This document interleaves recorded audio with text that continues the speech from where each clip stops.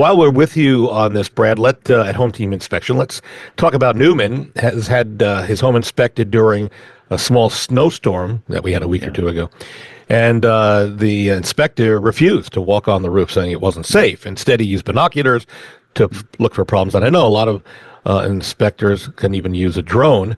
And the question from Newman is, can the inspector really see hail damage, chimney problems, and conditions of shingles and flashing from the ground?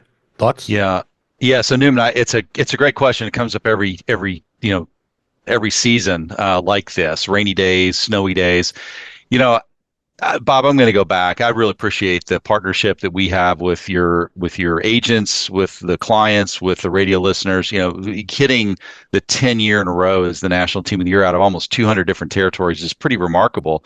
And one of the things, that I deal with is I've got counterparts in like Anchorage, Alaska. I mean, they don't see a roof, 9 or 10 months out of the year. So remember that a roof has two sides to it. And right now, with the heavy snow that we've had here, the snow is staying on the roof, the ice is staying on the roof for much longer periods of time than it normally would.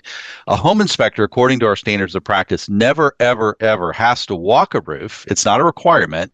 We are required to report what we can see and how we view the roof. So Home Team's best practice is we walk every roof that we can safely walk. Right now, you can't walk on a roof. So we are looking at roofs with ladders. We are looking at roofs from the ground using a specialized tool called an eye stick. We're doing everything that we can to look to see what the condition of the roof is. But right now, we can't see shingles. So no, you're not going to be able to see hail damage. You're not going to be able to see flashings around those plumbing vents, around a chimney in many houses.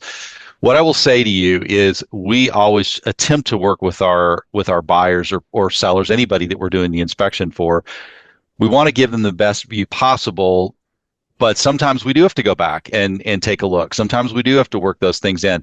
But just keep in mind that we know what a condition of the underside of the roof is because we're going up into the attics. We're looking for those water leaks. We're looking for those ice dams. Right now, we've got a lot of water pouring into houses that people have never seen before because the gutters have frozen solid and the ice has worked its way back up under the sheathing. And suddenly people are getting water stains in the house going, what's going on?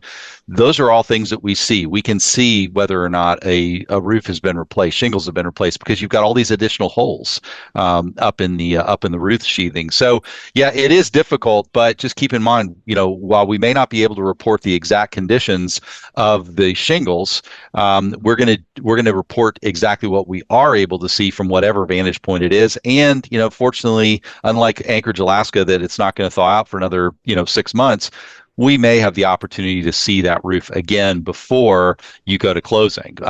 But short of that, if you get to the point of closing, everything's dry inside, then make friends with the roofer and have them come out in the spring and do a thorough analysis of it.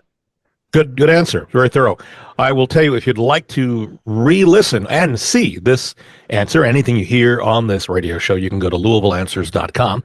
That's LouisvilleAnswers.com. That is a redirect to our YouTube channel where the show resides in video and audio. And a reminder, if you'd like to see what the reviews are for our Sokoler team, because we'd love to be able to help you with buying or selling, we're very proud of our reviews. We've made it pretty simple for you.